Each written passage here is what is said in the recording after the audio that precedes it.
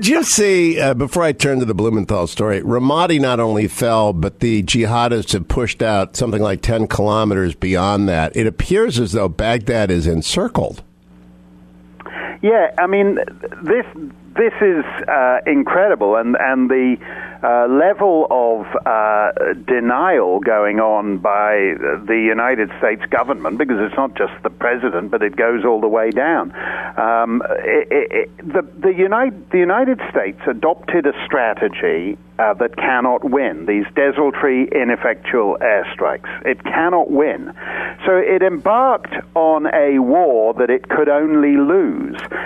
So this time last year, when ISIS took Mosul, that was when America's back was turned. Then America assembled this 60-nation coalition, and ISIS took Ramadi. So in other words, instead of just rampaging into a barren bit of abandoned territory, ISIS will be able to claim that they defeated the great Satan.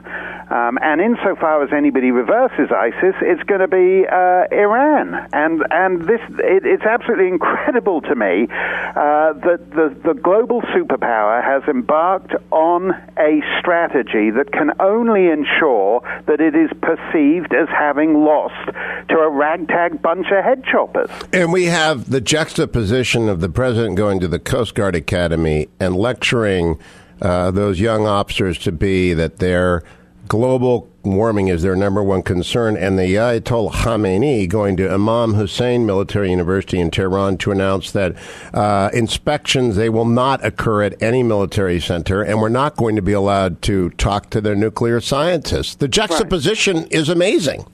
Yeah, one of these guys is living in the real world and dealing with reality, and the other isn't.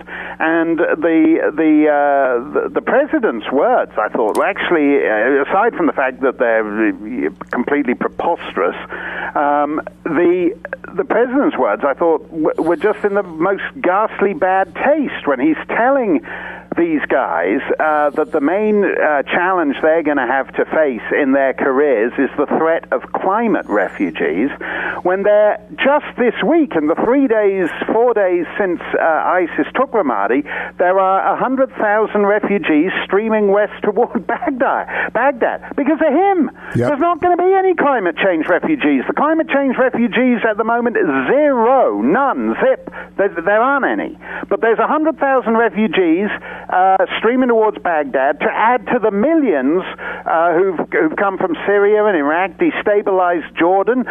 In Libya, they're getting on boats and they're going to Italy and Greece, and ISIS is putting little jihadist boys onto those boats so they can get to Italy and Greece and disperse throughout Europe. These are real refugees, and he's telling the United States Coast Guard that the main challenge of their careers is going to be climate refugees. This guy is bonkers. He's fiddling with the temperature data while Ramadi burns.